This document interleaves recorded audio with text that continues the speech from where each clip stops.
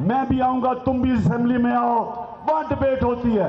میں کہوں گا تمہارے اوپر بات کروں گا, تم میرے اوپر کرنا, اور پھر اصل جمہوریت آپ کو پتا چلے گی. یہ نہیں کہ میرے پیچھے یہ لوگوں کو چھوڑو. تو آخر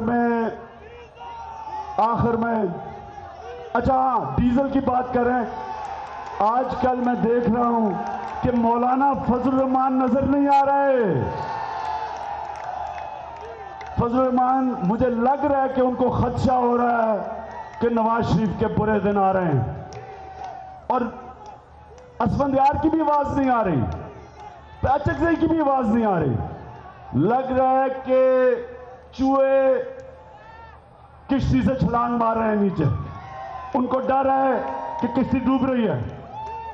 انشاءاللہ پاکستان کے اچھے وقت آ رہے ہیں. ہم نے یہ وہ پاکستان بنانا ہے جو علامہ اقبال کا نظریہ تھا اور قائد اعظم کی خواب تھی. ہمیں وہ لیڈر چاہیے قائد اعظم کی طرح جو انگریزی میں تقریر کرتا تھا اور لوگوں کو سمجھ نہیں آتی تھی, لیکن لوگ کہتے تھے جو بھی کہہ رہا ہے سچ بول رہا ہے. ہمیں وہ لیڈر چاہیے. ہمیں وہ لیڈر نہیں چاہیے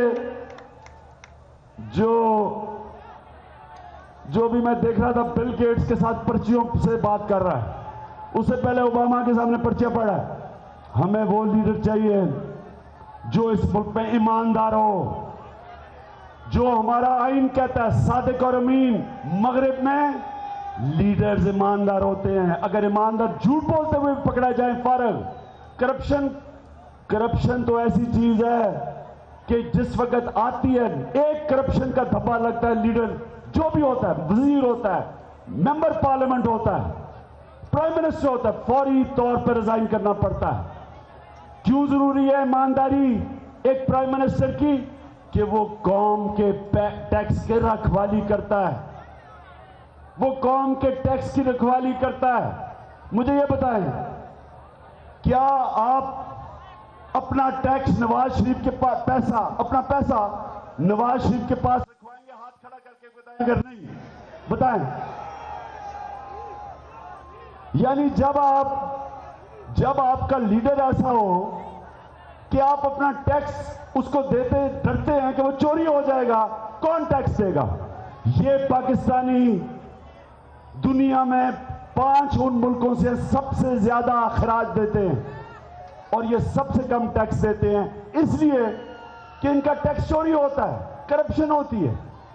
تو انشاءاللہ وہ جو پاکستان جو ہم نے بنانا تھا اور نہیں بنا, جو انشاءاللہ نیا پاکستان ہوگا, جو پاکستان عدل اور انصاف پہ ہوگا. انصاف کا مطلب کہ سب کو حق ملے گا, عدل کا مطلب کہ جن کو اللہ نے زیادہ دیا ہے وہ اپنے حصے سے ان کو دیں گے جن کو اللہ نے کم دیا ہے یا نہیں دیا.